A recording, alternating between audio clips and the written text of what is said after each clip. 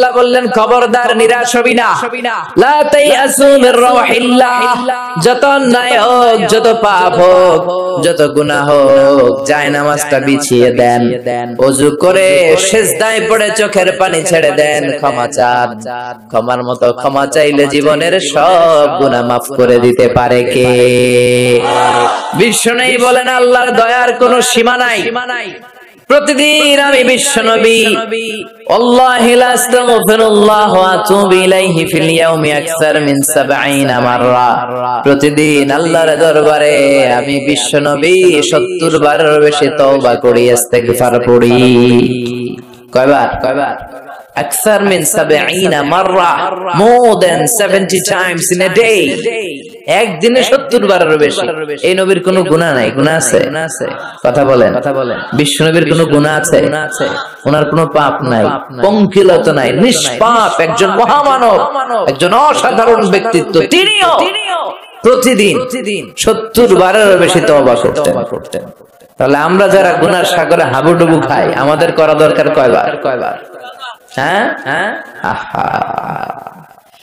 রব্বুল আলামিন বললেন গোলাম, যত বড় গুনার সাগরে তুমি হাবুডুবু খাও না কেন, তোমার জন্য আমার রহমতের দরজা খোলা আছে না নাই? আল্লাহ বললেন গাফিরিয যামবি ওয়া কাবিলিত তাওবা। আমার কাজ হলো গুনাহ maaf করা, তওবা কবুল করা। শয়তানের কাজ হলো খালি ওয়াসওয়াসা দেওয়া, বান্দার কাজ হলো ওয়াসওয়াসা খেয়ে গুনাহ করা। আল্লাহ বলে আমি আল্লাহর কাজ হলো খালি ক্ষমা করা। আল্লাহ বললেন তোরা যদি পাপ না করতি আর আমার কাছে মাফ না চাইতি, তাহলে তোদেরকে ধ্বংস করে দিয়ে এমন এক জাতি আমি পৃথিবীর বুকে বানাতাম, পাঠাতাম, যারা সকালে পাপ করে দুপুরে মাফ চাইতো, দুপুরে পাপ করে রাতে মাফ চাইতো, আর আমি আল্লাহ ক্ষমা করে দিতাম। সুবহানাল্লাহ পড়ে। আল্লাহর কাছে সবচেয়ে প্রিয় জিনিস হচ্ছে ক্ষমা করা। কি করা? বান্দা যখন আল্লাহর কাছে ক্ষমা চায়, আল্লাহর কাছে ফিরে আসে, যে আমরা বলি তাওবা মানে টু রিটার্ন ব্যাক, ফিরে আসা, মনিবের কাছে ফিরে আসা, ভুলকে বুঝতে পারা, ক্ষমা চাওয়া, চোখের পানি ছাড়া। বিশ্বনবী বলেন 2 ফোঁটা চোখের পানি আল্লাহর কাছে সবচেয়ে প্রিয়। এক হচ্ছে জিহাদের ময়দানে রক্তের ফোঁটা, 2 ফোঁটা পানি আল্লাহর কাছে সবচেয়ে প্রিয়। এক হচ্ছে জিহাদের ময়দানে রক্তের ফোঁটা, 2 হচ্ছে অনুতপ্ত বান্দার ক্রন্দনরত অবস্থায় চোখের পানির ফোঁটা। এই অনুতপ্ত বান্দার চোখের পানি আল্লাহর কাছে এত প্রিয়। অনুতপ্ত বান্দা যখন হাত তুলে মাথাটা নিচের দিকে করে চোখের পানি ছাড়ে, ওই চোখের পানি চোখ বেয়ে নাকের ডগা পেয়ে জমিনে পড়ার আগে ওই গুনাহগার বান্দারে মাফ করে দেয় কে? সাইয়েদনা আদম ভুল করলেন, আমরাও ভুল করি। সাইয়েদনা আদমকে আল্লাহ ক্ষমা করলেন, আমাদের গুনাহগুলো ক্ষমা করবে কে? সাইয়েদনা আদম দুনিয়ার বুকে এসে শত শত বছর আল্লাহর কাছে ক্ষমা চাইলেন। আল্লাহ বললেন আদম তোমাকে কয়েকটা কালিমাত বাক্য আমি শিখিয়ে দেই, এই বাক্যগুলো দিয়ে অনুতপ্ত হয়ে ক্ষমা চাও, ক্ষমা করে দিব। সাইয়েদনা আদম পড়তে আরম্ভ করলেন রাব্বানা যালামনা আনফুসানা ওয়া ইল্লাম তাগফির লানা ওয়া তারহামনা লানাকুনান্না মিনাল খাসিরিন। আল্লাহ পাপ করেছি, অন্যায় করেছি, ভুল করেছি, তুমি যদি মাফ না করো মাফ করার কেউ নাই। ঠিক কি না? লানাকুনান্না মিনাল খাসিরিন। আল্লাহ আমরা ক্ষতিগ্রস্তদের মধ্যে অন্তর্ভুক্ত হয়ে যাব। এজন্য সাইয়েদনা আদম আলাইহিস সালাম যা করলেন ওই পদ্ধতিতে আমাদেরও তওবার দরকার আছে না নাই? তওবা কবুল হওয়ার জন্য কয়েকটা শর্ত আছে, শুনবেন? 1 নাম্বার শর্ত হচ্ছে অ্যাকনলেজমেন্ট, স্বীকারোক্তি, আল ইকরার। You have to acknowledge what you have done from sin. কি পাপ করছেন এগুলো গুনে গুনে আল্লাহরে বলবেন, আল্লাহ আমি পাপী, আকাশের নিচে এই জমিনের উপর আমার চেয়ে বড় পাপী কেউ নাই, আমি সবচেয়ে বড় পাপী, আমি নরপিশাচ, আমি নাদান, আমি মূর্খ, আমি নালায়েক। চিল্লায় কোন ঠিক কিনা? এইভাবে নিজেরা ছোট করেন আর স্বীকার জানান আল্লাহ আমি পাপী। আমার চাইতে বড় পাপী কেউ নাই। আমরা সবাই পাপী, আমাদের 14 গোষ্ঠী পাপী। জোরে কোন ঠিক কিনা? সবাই পাপী, সব আমরা পাপ করেছি। আল্লাহ আমার চেয়ে বড় পাপী কেউ নাই। এভাবে স্বীকার করেন, আল্লাহ আমি এই পাপ করেছি, আমি নামাজ ছেড়েছি, আমি মিথ্যা সাক্ষী দিয়েছি, প্রতিবেশীর উপর জুলুম করেছি, অন্যায় করেছি, খারাপ আচরণ করেছি। একটার পর একটা স্বীকার যান, এগুলো স্বীকার গেলে খুশি হয় কে? 2 নম্বর শর্ত নাদামা, অনুতপ্ত হওয়া, repentant. You have to be repentant what you have done from sins. আপনি অনুতপ্ত হন, আপনি চোখের পানি ছাড়েন, আপনি নত হন আর আল্লাহরে বলেন, আল্লাহ আমি অনুতপ্ত, আর জীবনে করব না। 3 নম্বর শর্ত হচ্ছে stop what you have done from sins। যে পাপগুলো করেছেন এটা এখনই বন্ধ করেন। অনেকে কয় না এগুলা কইরা যাই, পরে কদরের রাতে মাপসাম আছে না নাই? ও যে কদর পাবে কোনো গ্যারান্টি আছে? কথা বলেন, আরে কদর তো অনেক দূরে, আরো একদিন যে বাঁচবো কোনো গ্যারান্টি? কথা কন। শ্বাস যেটা ভিতরে ঢুকালাম, ব্রেথ ইন, এই ব্রেথ আউট, শ্বাসটা বের করতে পারবো, কোনো গ্যারান্টি আছে? লা ইস্তাখিরুনা সাআতা ওয়া লা ইস্তাকদিমুন। 1 সেকেন্ড আগেও আসে না, 1 সেকেন্ড পরেও আসে না। সেটার নাম হচ্ছে মরণ। চিল্লায় বলেন ঠিক কিনা? তার মানে আপনাকে থেমে যেতে হবে। থামেন, অনেক হয়েছে। আন্না, stop what you have done from sins। থামেন, থেমে যান, আর করবেন না। 4 নাম্বার হচ্ছে to hate what you have done। যা আপনি করেছেন এটা মন থেকে ঘৃণা করেন। সুদ খেয়েছেন, অনুতপ্ত হয়েছেন, স্বীকার করেছেন, থেমেছেন, এবার এটা ঘৃণা করেন, অন্তর থেকে মন দিয়ে ঘৃণা করেন। 5 নাম্বার শর্ত হচ্ছে to determine that you never repeat this sin in your life again। আপনি আল্লাহরে ওয়াদা দেন, কমিটমেন্ট দেন, আর বলেন আল্লাহ আমার জীবনে পারত পক্ষে এই কাজ আমি আর করব না। এই পদ্ধতিতে যদি আমরা আল্লাহর কাছে ক্ষমা চাই, ক্ষমা করবে কে? চিল্লায় বলেন কে? আল্লাহ বলে, গোলাম যখনই ক্ষমা চাইবি আমার দরজা তোর জন্য খোলা। 24/7, সপ্তাহের 7 দিন, মাসের 30 দিন, বছরের 365 দিন তওবার দরজা খোলা আছে না নাই? শুধু 2টা সময় তওবার রাস্তা বন্ধ করে দেয় কে? 1 নম্বরে বাদাল গারগারা, মালাকুল মউত যখন চলে আসে, রুহু নেয়ার জন্য যখন টানাটানি করে, মালাকুল মউতের চেহারা যখন মুমূর্ষু রোগীটা দেখে ফেলে, মৃত্যুর পথযাত্রী যখন মালাকুল মউতকে চাক্ষুষ দেখে ফেলে, তখন তওবার রাস্তা ব্লক করে দেয় কে? তখন তওবা আল্লাহর কাছে করলে এটা কবুল হবে? আজীবন চান্স পাইছে, করে নাই। মালাকুল মউতকে যখন দেখে ফেলবেন তখন আর তওবার রাস্তা খোলা থাকবে না, ওটা ব্লক, ওটা বন্ধ করে দেয় কে? ফেরাউনও যখন মালাকুল মউতকে দেখছে আর লোহিত সাগরে ডুবতে ডুবতে যখন পানি খাইছে, পানি খাইতে খাইতে ফেরাউনের পেটটা এত বড় হয়ে গেছে, তখন ফেরাউন হাত তুলে বলে আনা মিনাল মুসলিমিন, কয় আমি মুসলমান। দেখছেন কত ভালো মানুষ। ফেরাউন না যদি মুসলমান হয় তা আমরা থেকে লাভ কি?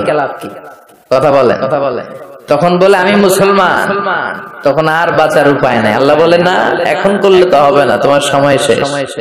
কারণ তাকে যখন সাইয়েদনা মুসা আলাইহিস সালাম যাকাতের কথা বলল, সে বলল আমি যাকাত দিব না। সাইয়েদনা মুসা আলাইহিস সালাম বললেন আযাবের অপেক্ষা কর। আল্লাহ আযাব পাঠালেন, ফাখাসাফনা বিহি ওয়া বিদারিহিল আরদ, কারণকে সহ, কারণের সব সম্পদ সহ আল্লাহ জমিনে দাবিয়ে দিতে লাগলেন। কারণও যেতে লাগলো, হাঁটু পর্যন্ত যায় তার ভয় হয় না, কোমর পর্যন্ত যায় তার ভয় আসে না, গলা পর্যন্ত যখন মাটিতে দেবে যায় সেও হাত তুলে কয় আমি মুসলমান। কি কয়?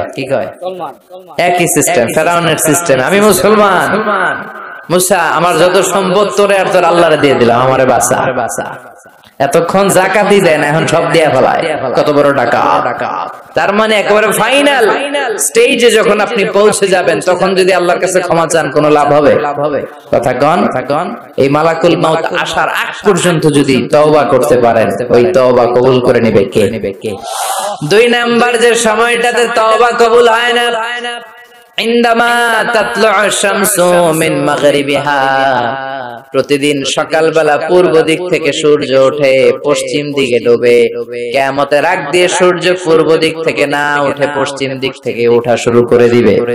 যেদিন সূর্য পশ্চিম দিক থেকে উঠবে ওই দিন থেকে তওবার রাস্তা বন্ধ করে দিবে কে? এর আগ পর্যন্ত আল্লাহর কাছে যদি তওবা করি, ওই তওবা কবুল করবে কে? আল্লাহর উপর ভরসা আছে? হ্যাঁ হ্যাঁ, মৌলভী বাজারের ভাইয়েরা সব মৌলভী মানুষ। হ্যাঁ, আল্লাহর উপর ভরসা হয়, আল্লাহরে মায়া লাগে, আল্লাহরে ভালো লাগে, আল্লাহরে যে ভালো লাগে এটাও কইতে পারে না, কষ্ট হয়, জিও কইছে একজন, আল্লাহরে ভালো লাগে, ঠিক না? সবাই বলেন জিও।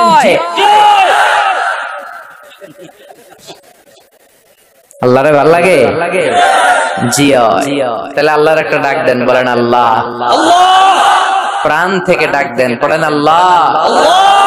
হৃদয় থেকে ডাকেন, বলেন আল্লাহ। আল্লাহর সাথে যতক্ষণ বান্দার সম্পর্ক থাকবে ততক্ষণ আল্লাহর পক্ষ থেকে স্পেশাল মার্সি, ব্লেসিংস, রহমত আছে না নাই? চিল্লায় বলেন আছে না নাই? আল্লাহ ডেকে বললেন, গোলাম যখনই ডাকবি তখনই আমি সাড়া দেই। আল্লাহু আকবার। এমন এক আল্লাহ, মাঝরাতে উঠে চোখের পানি ছেড়ে যদি আল্লাহর ডাকেন, আল্লাহ আছে না নাই? আপনিও ঘুমান, আপনার আল্লাহও যদি ঘুমায়, তাহলে আপনি যখন ঘুম থেকে জেগে আল্লাহর ডাকবেন, আল্লাহ ডাকে সাড়া দিতে পারবে না, ঠিক কিনা? কিন্তু এই জন্য আল্লাহ ঘুমায় না। আমরা ঘুমিয়ে পড়ি, আল্লাহ ঘুমায় না। কারণ উনি যদি ঘুমিয়ে যায়, আমার যদি ঘুম ভেঙে যায়, আমার কিছু লাগলে দিবে কে? উনি ছাড়া দেওয়ার কেউ নাই। সাইয়েদনা মুসা আলাইহিস সালাম আবার একবার প্রশ্ন করছেন, আল্লাহ আয়াগলিবুকান নাওমু, আপনার কি ঘুমে ধরে? সুবহানাল্লাহ কইবেন না? এই পৃথিবীতে মুসা আলাইহিস সালাম আল্লাহকে প্রায় এরকম অবাক করা প্রশ্ন করেছেন। আল্লাহকে জিজ্ঞেস করলেন, আল্লাহ সারাদিন আমি ছাগল চড়াই। মুসা আলাইহিস সালাম কি চড়াতেন? আপনারা ছাগল চড়াননি? হ্যাঁ, ছাগল চড়ান না? ছাগল চড়ানো সুন্নাহ, পারলে চড়াবেন। সহিহ বুখারীর বর্ণনা, মা মিন নাবিয়্যিন ইল্লা রাআল গানাম, এই পৃথিবীতে এমন কোন নবী নাই যে নবী ছাগল চড়ায় নাই। সুবহানাল্লাহ পড়েন। সাহাবারা বললেন, ইয়া রাসূলুল্লাহ আপনিও ছাগল চড়িয়েছেন? বিষ্ণু বললেন, হ্যাঁ আমিও তো মক্কার লোকদের ছাগল চড়িয়ে দিয়েছি অল্প কিছু পয়সার বিনিময়ে। আল্লাহু আকবার। সাইয়েদনা মুসা আলাইহিস সালাম বললেন, মাবুদ সারাদিন ছাগল চড়িয়ে আমি ক্লান্ত হয়ে যাই, রাত্রিবেলা ঘুম আমার উপরে চেপে বসে। আপনি সারাদিন গোটা বিশ্বের সব ব্যবস্থাপনা সারার পরে রাত্রিবেলা আপনার ঘুম আসে কিনা? আয়াগলিবুকান নাওমু, উনি ভাবছে আমগো যেমনি ঘুম ধরে আল্লাহর ধরে টরে কিনা? আল্লাহ এই প্রশ্নের উত্তর না দিয়ে সাইয়েদনা মুসা আলাইহিস সালামকে বললেন, দুইটা গ্লাস নাও, পানি ভর্তি গ্লাস, আর এই গ্লাসের ভেতরে পানি নাও, নিয়ে তুর পাহাড়ের উপরে দাঁড়াও। মুসা আলাইহিস সালাম গ্লাসের ভেতরে পানি নিয়ে তুর পাহাড়ের ঠায় দাঁড়িয়ে আর আল্লাহকে জিজ্ঞেস করলেন, আল্লাহ আয়াগলিবুকান নাওমু, জিজ্ঞেস করলাম আপনার ঘুমে ধরছে কিনা, আপনি পানি নিতে বললেন কেন? আল্লাহ বললেন, নো টক, কোনো কথা বলা যাবে না, যা বলেছি তা করো। তো সাইয়েদনা মুসা আলাইহিস সালামকে বললেন দাঁড়িয়ে থাকো, আর ঘুমরে বললেন তুই মুসারে ধর। ঘুমরে কি বললেন? মুসা আলাইহিস সালামকে ধরো। ঘুম যে সাইয়েদনা মুসা আলাইহিস সালামকে ধরলেন, উনি আর দাঁড়ায় থাকতে পারেন? আল্লাহ বললেন, এই গ্লাসের পানি কিন্তু ফালানো যাবে না, দাঁড়িয়ে থাক। সাইয়েদনা মুসা আলাইহিস সালাম একবার ডান পাশে যায়, একবার বাম পাশে, এদিক ওদিক করে, নাড়াচাড়া করে, মাগার দাঁড়িয়ে থাকতে পারে না, কারণ ঘুম অর্ডার মানে কার? সাইয়েদনা মুসা আলাইহিস সালামকে ধরলেন। মুসা আলাইহিস সালাম আর দাঁড়িয়ে থাকতে পারে না, ঘুমের ধাক্কায় পড়ে যায়। হাতের গ্লাসগুলো জমিনে পড়ে খান খান হয়ে যায়, টুকরো টুকরো হয়ে যায়, পানিগুলো পড়ে যায়, গ্লাসগুলো ভেঙে যায়। আল্লাহ মুসা আলাইহিস সালামকে ডেকে বললেন, ও মুসা, বেশি কিছু নয়, শুধুমাত্র দুইটা পানির গ্লাস, পানি সহ হেফাজতের দায়িত্ব দিয়েছিলাম, এই ঘুমের কারণে হেফাজত করতে পারো নাই। আমি আল্লাহ যদি তোমার মতো এরকম ঘুমিয়ে যেতাম, চন্দ্রের সাথে সূর্য লেগে, পৃথিবীর সাথে মঙ্গল লেগে, একটার সাথে আরেকটা তারা, গ্রহ নক্ষত্র লেগে, গ্লাস দুইটার মতো খান খান হয়ে ভেঙে যেত রে মুসা। ভেঙে টুকরা টুকরা হয়ে যেত। লা তাখুযুহু সিনাতু ওয়ালা নাওম, never the slips not the slumber overtakes him. আল্লাহর ঘুম তো ধরেই না, ঘুমের আগে যে ঝিমুনি আসে, তন্দ্রা আসে, ওইটাও ধরে না। সে আল্লাহ ডেকে বললেন, গোলাম যখনই ডাক দিবি আমি আল্লাহ আছি না নাই। বিশেষ করে শেষ রাতে আল্লাহ ডাকতে থাকেন, আলা মিন মুস্তাগফিরিন আগফিরালা। কার ক্ষমার দরকার ক্ষমা চাও, ক্ষমা করে দেব। আলা মিন মুস্তারজিকিন আরজুকালা, কার দারিদ্রতা আছে আমার কাছে চাও, রিজিকের ব্যবস্থা করে দেব। কার ক্ষমতা দরকার, কার সুন্দরী বউয়ের দরকার আমার কাছে চাও, দিয়ে দেব। কে পরীক্ষায় সফল হতে চাও, কে বিপদ থেকে মুক্তি পেতে চাও, আমি আল্লাহর কাছে যাও, আমি দিয়ে দেব। সুবহানাল্লাহ পড়ে। আর ওই টাইমে আমরা নাক ডেকে ঘুমাই। আল্লাহ দেওয়ার জন্য প্রস্তুত, উনি ডাকছেন, কিন্তু ওনার ডাকে সাড়া দেওয়ার সময় আমাদের নাই। কথা বলেন। এজন্য শেষ রাতে আল্লাহর কাছে যাওয়ার দরকার আছে না নাই? তাহাজ্জুদের জায়নামাজে দাঁড়ানোর দরকার আছে না নাই? তাহাজ্জুদের জায়নামাজে মরণ দিও প্রভু আমায়, একামতে দিনের কাজে কবুল করে নিও আমায়। তাহাজ্জুদের জায়নামাজে মরণ দিও প্রভু আমায়, একামতে দিনের কাজে কবুল করে নিও আমায়। পড়েন আমিন। তাহাজ্জুদ যারা পড়বে এদের সম্মানকে বাড়িয়ে দিবে কে? আল্লাহ ডেকে বললেন, গোলাম এমন একটা মুহূর্ত নাই যেই মুহূর্তে আমি তোর রক্ষণাবেক্ষণ করি না। আমি হলাম the nourisher, the cherisher, the sustainer of this multi-dimensional universe 24/7। যখনই যাবি, যখনই আল্লাহ বলে আমরা ডাকবো, এটাকে সাড়া দেওয়ার তিনি আছেন না নাই? এজন্য যখনই অন্যায় হবে সাথে সাথে তওবা করব। অনেকে বলে না আজকে অন্যায় করেছি, আজকে না কালকে মাফ চাবো, এই বছর করছি আগামী বছর মাফ চাবো, এই বছর পাপ টাপ করে নেই আগামী বছর উমরায় যাবো, কাবাঘর ধরে মাফ চাবো, এরকম আছে না নাই? আপনি যে কাবাঘর পর্যন্ত পৌঁছতে পারবেন গ্যারান্টি আছে না। দেরি করা ঠিক না। কয়েকটা কাজে দেরি করতে বিশ্বনবী নিষেধ করেছেন। এক নাম্বার as-সালাতু ফি ওয়াক্তিহা, নামাজের সময় হলে নামাজ পড়ে নেয়া। দেরি করা যাবে? সালাত প্রতিষ্ঠায় দেরি করা যায়? সালাত কায়েম করো, সালাত কায়েম করো, হবে সম্মানী তুমি, হবে জান্নাতি তুমি, হবে সম্মানী তুমি, হবে জান্নাতি তুমি। দিবে কাল হাশরে শীতল ছায়া আরশে আজিম, রাব্বিয়াল আলা রাব্বিয়াল আযীম। ঠিক কি না? সালাতের সময় হবে তো সালাত করবেন। মাইয়েত কেউ মারা গিয়েছে, সাথে সাথে দাফন কাফনের ব্যবস্থা করবেন। ছেলে মেয়েরা প্রাপ্ত বয়স্ক হয়েছে, বিয়ের ব্যবস্থা করবেন। ঋণী আপনি, হাতে অর্থ এসেছে, সাথে সাথে ঋণ দিবেন। এগুলোতে দেরি করা যাবে? 5 নাম্বার হচ্ছে আত-তাওবা ফাওরান। পাপ হয়েছে কোনো দেরি নয়, কালকে নয়, সকালে করেছি রাতে নয়, যখনই পাপ করেছি সাথে সাথে তওবা করব। কার কাছে? চোখের পানি ছেড়ে দেন আল্লাহর কাছে, কায়মন বাক্যে চোখের পানি ছেড়ে তওবা করেন। অনেকে মনে করে হুজুর ডেকে তওবা করানো লাগে। কথা কন। মৌলভী বাজারে এগুলা নাই, আছে। মনে করে যে পীর সাহেব হুজুরের হাতে হাত রেখে তওবা করতে হবে, ইমাম সাহেবকে লাগবে, বড় হুজুরের লাগবে, হুজুর আসতে না পারলে মনে হয় তওবা হবে না। এরকম চিন্তা ভাবনা করার কোনো সুযোগ আছে না। আপনার রবের কাছে আপনি ক্ষমা চাইবেন, কাউরে লাগবে না। চোখের পানি ছাড়েন, আল্লাহরে ওয়াদা দেন আল্লাহ আর করবে না। আল্লাহর কাছে ক্ষমা চান, আপনারে ক্ষমা করবে কে? উনি হচ্ছেন ক্ষমাশীল। প্রতিনিয়ত ক্ষমা চান, যতবার অন্যায় হবে ক্ষমা চান। বিশ্বনবী প্রতিদিন ক্ষমা চাইতেন কয়বার? চিল্লায় বলেন। 70 বারেরও বেশি। আকসার মিন 70 মাররা, 70 বারেরও বেশি বিশ্বনবী পড়তেন আস্তাগফিরুল্লাহ। কি পড়তেন? আওয়াজ করে পড়েন আস্তাগফিরুল্লাহ। আবার পড়েন আস্তাগফিরুল্লাহ। আর বিশ্বনবী বলতেন মান লাজিমাল ইস্তিগফার জাআলাল্লাহু লাহু মিন কুল্লি দিকিন মাখরাজা। সব সময় যে ইস্তিগফার পড়বে সে যদি কোনো বিপদে আটকে যায়, বিপদ থেকে উদ্ধার করবে কে? আমাদেরকে বিপদ থেকে উদ্ধার করে কে? না আমাদের বড় পীর সাহেব, না আপনাদের এখানে শাহজালাল ইয়ামানির মাজার আছে তো উনি উদ্ধার করে এলাকার লোকদেরকে? হ্যাঁ হ্যাঁ, উদ্ধার করে কে? বাঁচাতে পারে কে? তরাতে পারে কে? সুস্থ রাখতে পারে কে? সফলতা দান করতে পারে কে? জান্নাত দিতে পারে কে? আল্লাহ ছাড়া কেউ কিছু করতে পারে না, এমনকি বিশ্বনবীও কিছু করতে পারে না, ঠিক কিনা? বিশ্বনবীর কাছেও চাওয়া যায় না, কারণ বিশ্বনবী নিজেও চাইতেন কার কাছে? বিপদে আপদে সব সময় আমরা একটা সত্তার কাছে চাই, চিল্লায় বলেন তিনি কে? এজন্য বিশ্বনবী বলতেন যারা এই সব সময় ইস্তেগফারের সাথে লেগে থাকবে তারা প্রথমত আল্লাহর কাছে বিপদ থেকে মুক্তি পেয়ে যাবে। বিপদে পড়লেই মুক্তি। মান লাযিমাল ইস্তিগফার জাআলাল্লাহু লাহু মিন কুল্লি দিকিন মাখরাজা ওয়া মিন কুল্লি হাম্মিন ফারাজা। আর আপনাকে দুশ্চিন্তা মুক্ত করে দিবে কে?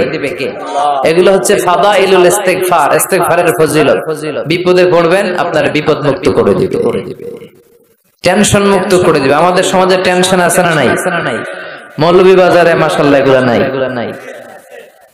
হ্যাঁ হ্যাঁ, কি টেনশন বলেন? কিসের এত টেনশন আপনাদের? সবার চেহারা কত সুন্দর, কি হাসি খুশি, হ্যাঁ খেয়ে দেয় না দুষ সবাই। কিসের টেনশন বলেন? কিসের? জীবনের টেনশন, মরণের টেনশন, ক্যারিয়ারের টেনশন, বাড়ি ভাড়া, বিদ্যুৎ বিল, পুলিশের দৌড়ানি, র্যাবের দৌড়ানি আছে না নাই? এই এলাকায় এগুলো নাই। তার মানে টেনশনের শেষ নাই।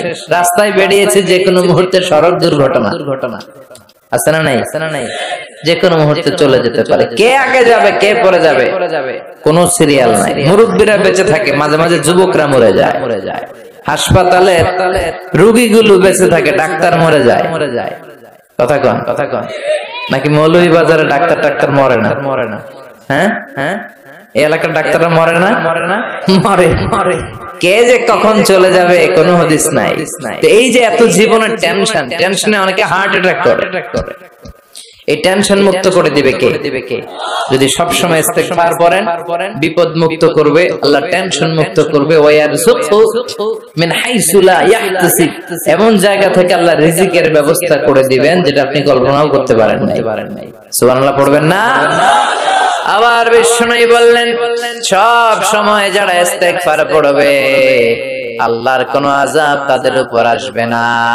সুবহানাল্লাহ পড়েন। আল্লাহর কোরআন সাক্ষী, আল্লাহ বললেন ওয়ামা কানাল্লাহু মুআযযিবাহুম ওয়া হুম ইস্তাগফিরুন।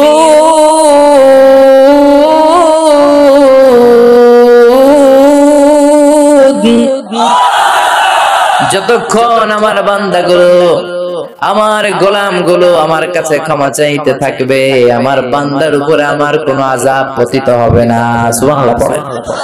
সবসময় আযাব মুক্ত থাকবেন, বিপদ মুক্ত থাকবেন, কিন্তু শর্ত হচ্ছে সবসময় কি পড়তে হবে? 5 নাম্বার ইস্তিগফারের ফজিলত হচ্ছে বেশি বেশি ইস্তিগফার করলে আল্লাহ তাআলা আপনাকে মুস্তাজাবুদ দাওয়া বানিয়ে দিবে।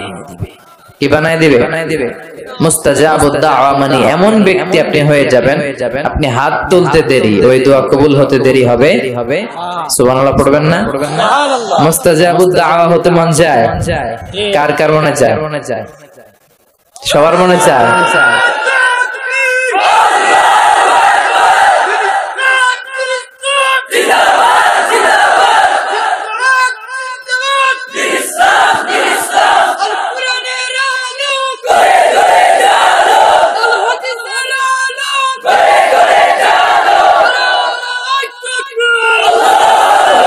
আল্লাহ আমাদের সবাইকে তুমি মুস্তাজাবুদ দাওয়া হিসেবে কবুল করো।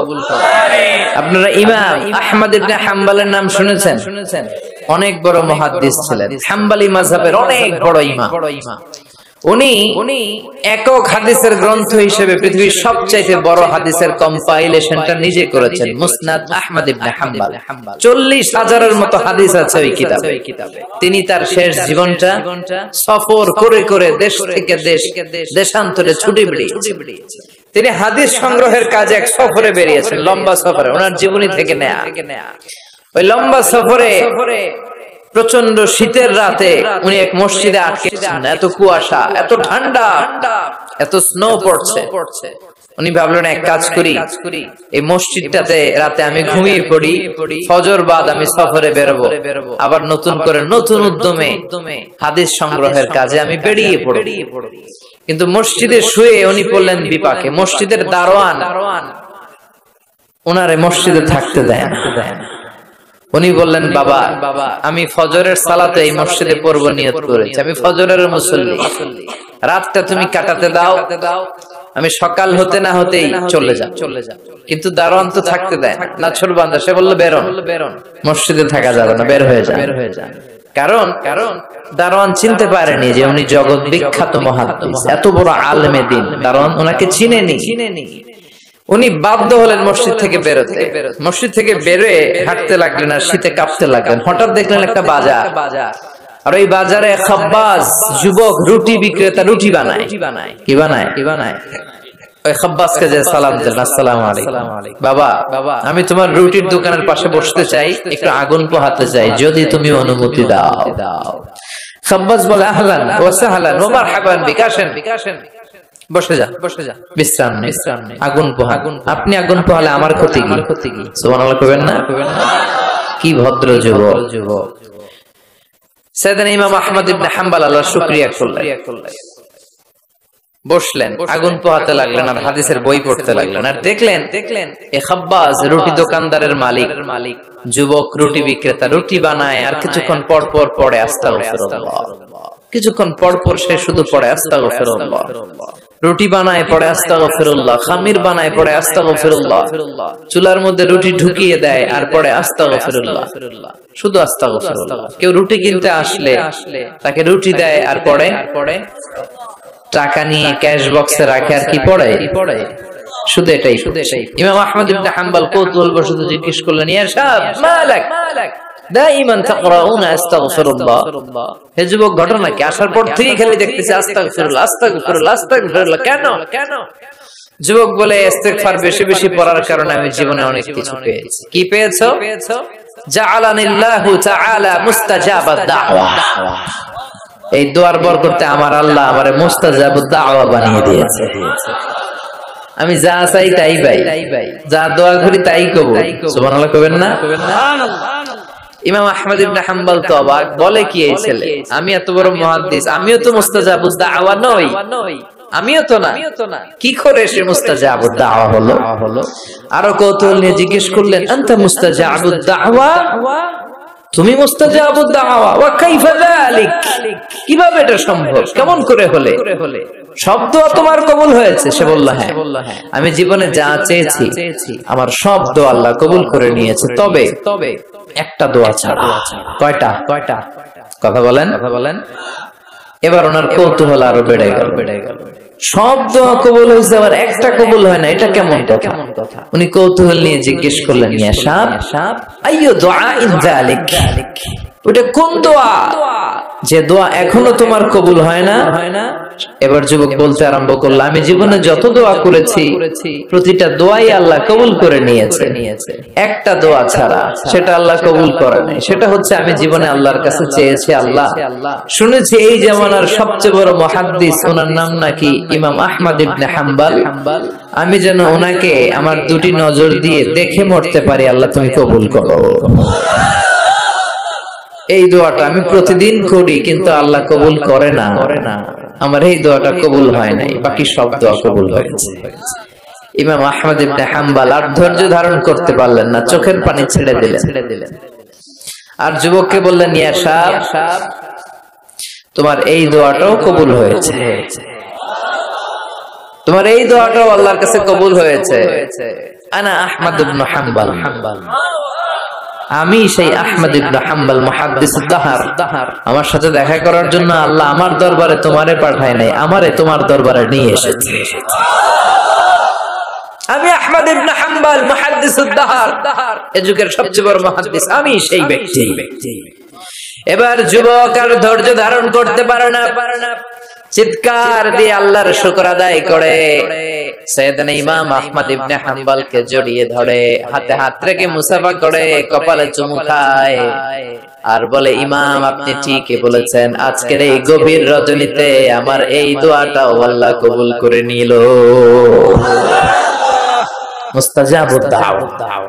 সব সময় যদি এভাবে ইস্তেগফারের সাথে লেগে থাকা যায়, ইস্তেগফারের আমলটা যদি করা যায়, এখানকার যারা আছেন এদের মধ্যে অনেকে মুস্তাজাবুদ দাওয়া হয়ে যাবে। মুস্তাজাবুদ দাওয়ার কিছু শর্ত আছে। হালাল ঢুকাইতে হবে ভিতরে। কি ঢুকাইতে হবে? হারাম দিয়ে যদি লা ইয়াদখুলুল জান্নাতা জাসাদুন উযিয়া বিহারাম, হারাম খেয়ে নাদুস নুদুস হয়ে পুষ্ট হয়ে যে দেহটা বড় হয়, ওই দেহ কশিন কালো জান্নাতে ঢুকবে না। ইন্নাল্লাহা তাইয়্যিব লা ইয়াকবালু ইল্লা তাইয়্যিবা। আবার আল্লাহ পবিত্র, আল্লাহ পবিত্র ছাড়া কোনো কিছু কবুল করে না। আপনি হারাম টাকা দিয়ে 10 কোটি টাকা দিয়ে মৌলভীবাজারের সবচাইতে আই ক্যাচিং একটা মসজিদ বানিয়েছেন, আল্লাহর কাছে এটার কোনো দাম নাই। কথা কন। আর আপনি মসজিদের নির্মাণ কাজে আপনার পকেটে টাকা নাই, বাজার করে যাচ্ছিলেন, 5 টাকার একটা খুচরা নোট দান করেছেন, এটার মর্যাদা আল্লাহর কাছে বেশি, কারণ এটা হালাল উপার্জন দিয়ে দান করেছেন। আর হারাম উপার্জন থেকে 10 কোটি টাকার মসজিদ বানালো আপনার আমলনামায় কিছুই যুক্ত হবে না। চিল্লা এখন ঠিক কি না? এজন্য সবসময় হালাল খাইতে রাজি আছেন তো প্রিয় ভাইয়েরা? খেয়াল রাখবেন, হালাল এটা বরকতময়, হালাল এটা কল্যাণকর, হালাল এটা পবিত্র, হালাল এটা স্বাস্থ্যকর, হালাল যেটা এটা পরিবেশ বান্ধব। সুবহানাল্লাহ পড়েন। এজন্য আমরা সব সময় জীবনের প্রতিটি অঙ্গনে হালাল মেইনটেইন করব। কি মেইনটেইন? আমরা এই হালাল হারামেও ভাগ করি। কি করি? অনেক লোক আছে, এই লোকেরা যদি আপনি শুকরের গোশত ভাইজা দেন, সরকারি চাকরিজীবী বাংলাদেশের মুসলমান ভাই শুকরের গোশত খাবে? কথা কন। কেন খায় না? কারণ এটা যেই লোকটা হারাম হওয়ার কারণে শুকরের গোশত খায় না, ও কিন্তু টেবিলের নিচ দিয়ে ঠিকই হারাম ঘুষ লক্ষ লক্ষ টাকা রিসিভ করে। চিল্লা এখন ঠিক কিনা? তার মানে হারামের মধ্যে ভাগ করে ফেলাইছি আমরা। সুবিধাজনক হারাম নেই, হারাম খাই, ওইটাতে আপত্তি নাই, কিন্তু যেটাতে অসুবিধা ওইটার সাথে আমরা নাই। চিল্লা এখন ঠিক কিনা? খাওয়ার ক্ষেত্রে মুসলমানরা হালাল খুঁজে, হালাল ফুড খুঁজে, কিন্তু অর্থের ক্ষেত্রে হালালের বাস বিচার করে না। টেবিলের নিচ দিয়েও নেয়, উপর দিয়েও নেয়, আবার পারলে বন্দুক ঠেকাইয়াও নেয়। আছে না নাই? মৌলভীবাজারে মাশাআল্লাহ এগুলো নাই। কি আছে? আল্লাহ হেফাজত করো। তাহলে বুঝলাম হালালে বরকত, হারামে কোনো বরকত আছে? কথা বলেন। আচ্ছা আওয়াজ করে উত্তর দেন তো, গরুর গোশত খাওয়া হালাল না হারাম? কুকুর খাওয়া হারাম। গরু হালাল, কুকুর হারাম। আচ্ছা দেখেন, প্রতিদিন বাংলাদেশের বাজারগুলোতে, বিয়ের অনুষ্ঠানগুলোতে, যে কোনো অনুষ্ঠান হলে খাবার দাবারের জন্য গরুর গোশত জবাই হয় না, কুকুর জবাই হয়। গরু জবাই হয়, কুকুর জবাই হয় না। কুকুর বেঁচে গেল আর গরু মরল। ঠিক কিনা? আচ্ছা, বছরে যে বাচ্চা দেয়, গাভী বাচ্চা দেয় বেশি না কুকুর বাচ্চা দেয় বেশি? গাভী বছরে দেয় কয়টা? কুকুর দেয় কয়টা? হ্যাঁ, 5টা 7টা। কোন জন্ম নিয়ন্ত্রণ নাই তো ওদের। দাদা আসছে দিচ্ছে আর। তো গরু আমরা খাইলাম বেশি, কুকুর খাইলাম না। গরু বাচ্চা দিলেও কম, কিন্তু কুকুর বাচ্চা দিলেও বেশি। এবার সারা বাংলাদেশের সবগুলো জেলাতে মিলিয়ে যদি আপনি হিসাব করেন, বলেন তো বাংলাদেশে গরু বেশি না কুকুর বেশি? কারণ কি? এটা হালাল। বরকত ঢুকাই দিছে কে? বরকত বিশ্বাস করেন? হ্যাঁ, মুসলমানরা বরকতে বিশ্বাস করে। 10 লক্ষ টাকা প্রতি মাসে ইনকাম, মাস শেষে কিচ্ছু থাকে না, আরো ঋণ। একটা হসপিটাল বিল পরিশোধ করতে লাগে 5 লাখ, আবার ব্যাংকের ঋণ আছে না নাই? আর রিকশাওয়ালার পুরা মাসে ইনকাম 5,000। ওইটা দিয়া ছোট্ট একটা জায়গায় বাসা ভাড়া দেয়, ছেলে মেয়েদেরকে পড়ায়, হ্যাঁ, স্ত্রীকে এটা সেটা কিনে দেয়, আবার মাস শেষে 400-500 টাকা থাকে। ওর 5,000-এর থেকে থাকে 200-300 টাকা, আর 10 লাখ থেকে 1 টাকাও থাকে না, আরো ঋণ কাঁধে নিয়ে সে ঘুরে বেড়ায়। This is called বারাকা। এটাকে বারাকা বলে। জন্য বরকতে বিশ্বাস করতে হবে, অল্পে তুষ্ট থাকতে হবে, অল্প খান, অল্প পড়েন, অল্প জমান, যতটুকু লাগবে এতটুকুর জন্য কষ্ট করতেই হবে। কিন্তু সম্পদের পাহাড়, ব্যাংক ব্যালেন্স, গাড়ি বাড়ি, সোনা দানা, FDR, প্রাইজ বন্ড, সঞ্চয়পত্র, একটার পর একটা টাকার পিছে যে আমরা ছুটছি, এটা ইসলাম আমাদের শিখায় না। আমরা বরকতে বিশ্বাসী, আমরা হালাল খাবো, রাজি আছেন? আর সব সময় পড়বো কি আস্তাগফিরুল্লাহ। ইস্তেগফারের ফজিলত শুনে মনটা ভরছে, আল্লাহর প্রতি আস্থা জেগেছে, এবার প্রাণ ভরে পড়েন আস্তাগফিরুল্লাহ, হৃদয় দিয়ে পড়েন আস্তাগফিরুল্লাহ, মন থেকে আল্লাহর ডাকেন, পড়েন আস্তাগফিরুল্লাহ। আবার বিষ্ণু বললেন আস্তাগফিরুল্লাহ আল্লাযী লা ইলাহা ইল্লা হুয়াল হাইয়ুল কাইয়্যুম ওয়া আতুবু ইলাইহি। এই ইস্তেগফারটা যে পড়বে যুদ্ধের ময়দান থেকে পালিয়ে গেলে অনেক বড় কবিরা গুনাহ হয়, এই কবিরা গুনাহকারী সম্পাদনকারী লোকটারেও maaf করে দিবে কে? এই ইস্তেগফারটা যদি পড়েন আস্তাগফিরুল্লাহ আল্লাযী লা ইলাহা ইল্লা হুয়াল হাইয়ুল কাইয়্যুম ওয়া আতুবু ইলাইহি, পড়তে রাজি আছেন? আবার সাইয়েদনা আবু বকর ডেকে বললেন নবী আল্লিমনি দুআআন আদু বিহি ফি সালাতি, এমন একটা দোয়া বা ইস্তেগফার আপনি আমারে শিক্ষা দেন যে ইস্তেগফারটা আমি আমার নামাজের মধ্যে পড়ব। কই পড়ব? কথা কান বিশ্বনবী শিখায় দিলেন, আবু বকর তুমি পড়ো আল্লাহুম্মা ইন্নী যালামতু নাফসি যুলমান কাসীরা ওয়া লা ইয়াগফিরুয যুনুবা ইল্লা ফাগফিরলি মাগফিরাতাম মিন ইনদিক ইন্নাকা আনতাল গফুরুর রহিম। এটা আমরা দোয়ায়ে মাসুরা বলি, আমরা কি বলি? এটাও একটা ইস্তেগফার। এটাও যেখানেই ক্ষমা চাওয়ার প্রসঙ্গ থাকবে ওইটাই কি কথা বলেন? ইন্নী যালামতু নাফসি, আল্লাহ আমি জুলুম করেছি, যুলমান কাসীরা, অনেক জুলুম, ওয়ালা ইয়াগফিরু যুনুবা ইল্লা, এই জুলুম এই পাপ আপনি ছাড়া তো ক্ষমা করবার কেউ না। ফাগফিরলি মাগফিরাতাম মিন ইনদিক, আপনার গুনাহ আপনার দয়া আপনি আমারে ক্ষমা করে দেন। ইন্নাকা আনতাল গফুরুর রহিম, আল্লাহ আপনি ক্ষমাশীল, আপনি মেহেরবান। পড়েন আমিন।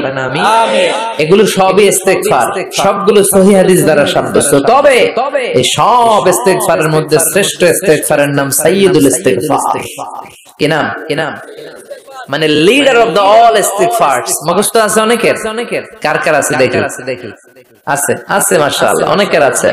যাদের নাই তারা মুখস্থ করবেন, গুগলে ঢুকবেন, স্মার্টফোনের ভিতরে ঢুকবেন। স্মার্টফোন এখন ছেলেপেলারা শুধু ওই বিপিএল এর খেলা আছে না নাই, এই খেলা দেখা, ওই নাচানাচি, ওই ফেসবুকিং, এগুলো নিয়ে ব্যস্ত।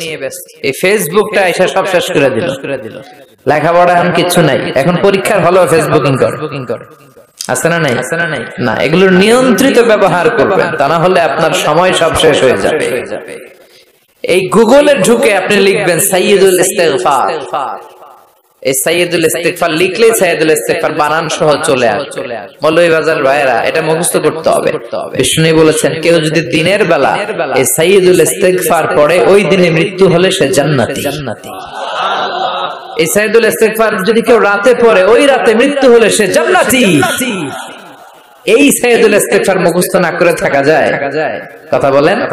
আল্লাহুম্মা আনতা রাব্বি লা ইলাহা ইল্লা আনতা খালাকতানি ওয়া আনা আবদুক ওয়া আনা আলা আহদিকা ওয়া ওয়া'দিকা মাস্তাতা'তু আউযু বিকা মিন শাররি মা সানা'তু আবুউ লাকা বিনি'মাতিকা আলাইয়া ওয়া আবুউ বিযামবি ফাগফিরলি ফাইন্নাহু লা ইয়াগফিরু যুনুবা ইল্লা আনতা। পড়েন আমিন, চিল্লায় পড়েন আমিন। তাহলে তাওবা ইস্তেগফার, পাপ হইলেই এই তাওবা ইস্তেগফারের দরকার আছে না নাই? প্রতিদিন কয়বার? কমসে কম 100 বার। ইস্তেগফার কয়বার পড়বো? রাস্তা দিয়ে হেঁটে যাচ্ছেন, বাজারের ব্যাগ হাতে, কিচ্ছু করার নাই, কি পড়বেন? আস্তাগফিরুল্লাহ। চিল্লায় পড়েন, কি পড়বেন? বিষ্ণু বলতেন জিহ্বাটারে ভিজিয়ে রাখো আল্লাহর জিকির দিয়ে। লা ইয়াজালু লিসানুকা রাতবান মিন যিকরিল্লাহ, একটা মুহূর্ত যেন আল্লাহর জিকির ছাড়া সময়টা না কাটে। ঠিক কি না? লা ইলাহা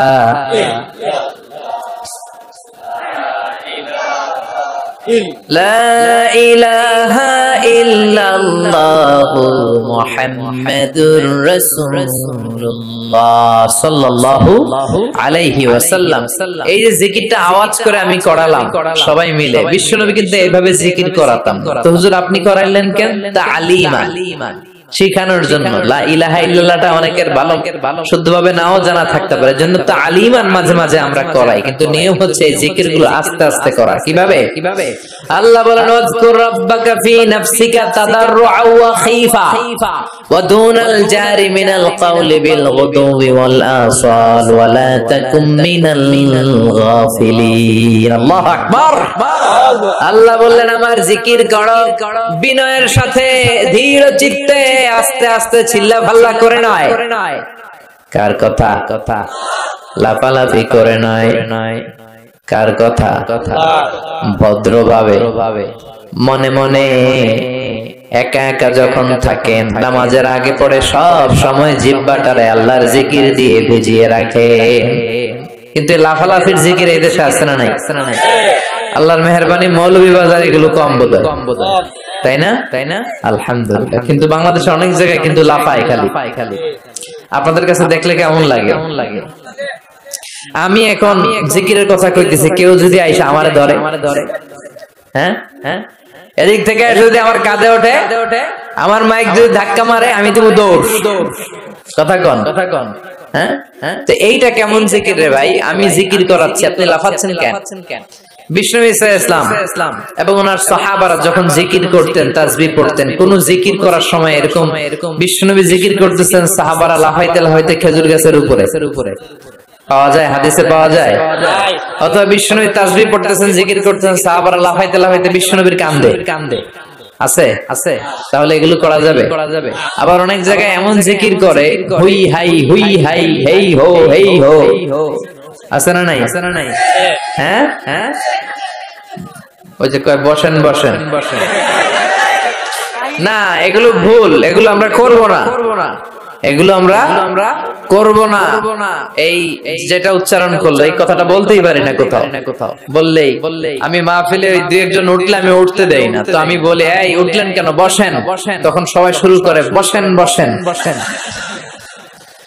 তো এরকম লাফালাফি করে জিকির করা, এটা সুন্নাতে নাই। আমরা ধীরস্থির ভাবে জিকির করব। বিশ্বনবী বলেছেন আফদালুয যিকরি লা ইলাহা ইল্লাল্লাহ, সবচেয়ে শ্রেষ্ঠ জিকিরের নাম। আবার এটার নাম কালিমায়ে তাইয়্যিবা। এটার নাম কি? বিশ্বনবী বললেন মান ক্বালা লা ইলাহা ইল্লাল্লাহ মুখলিসান মিন কলবিহি দাখালাল জান্নাহ। ইয়াকিনের সাথে, ঈমানের সাথে একবার যে তার জীবনে পড়তে পারলো লা ইলাহা ইল্লাল্লাহ, তার জান্নাতের মালিক বানায়া দিবে কে? আবার আল্লাহ বললেন দারাবাল্লাহু মাসালান কালিমাতান তাইয়্যিবাতান কাশাজারাতিন তাইয়্যিবাতিন আসলুহা সাবিত ওয়া ফারউহা ফিস সামা। সুবহানাল্লাহ পড়েন। এটার নাম দিলেন আল্লাহ কালিমায়ে তাইয়্যিবা। এই লা ইলাহা জিকিরের নাম কি বলেন? কালিমায়ে পবিত্র বাক্য। এর চেয়ে পবিত্র আর হয় না। মুস্তাদরাকে হাকিম সাহিহ ইবনে হিব্বানে এসেছে, সাইয়েদনা মুসা আলাইহিস সালাম আল্লাহকে জিজ্ঞেস করলেন, আল্লাহ এমন একটা দোয়া, এমন একটা জিকির আপনি আমারে শিক্ষা দেন যে জিকিরটা দিয়ে আমি আপনারে ডাকবো। কে প্রশ্ন করলেন? মুসা আলাইহিস সালাম।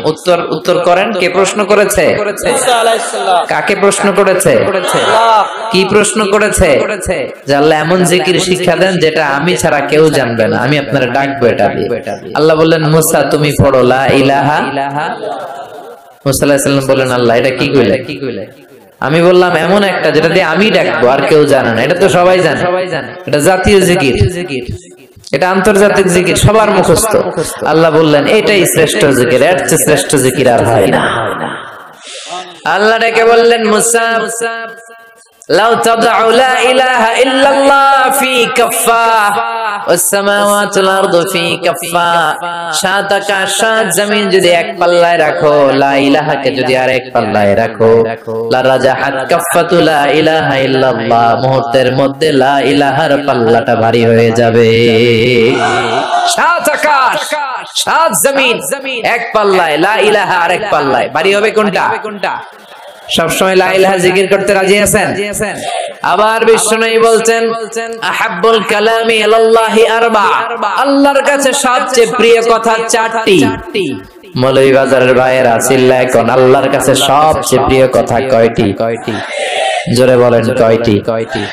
এক হলো সুবহানাল্লাহ, দুই হলো আলহামদুলিল্লাহ, তিন হলো লা ইলাহা ইল্লাল্লাহ, চার হলো আল্লাহু আকবার। এই চারটা কথা আল্লাহর কাছে প্রিয়। পড়তে রাজি আছেন? মনে থাকবে তো?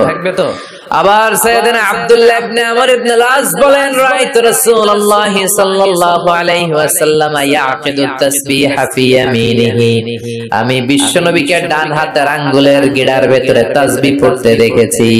সুবহানাল্লাহ পড়েন। আপনাদের ডান হাতে আছে সবার? উঠান দেখান আমার এইভাবে।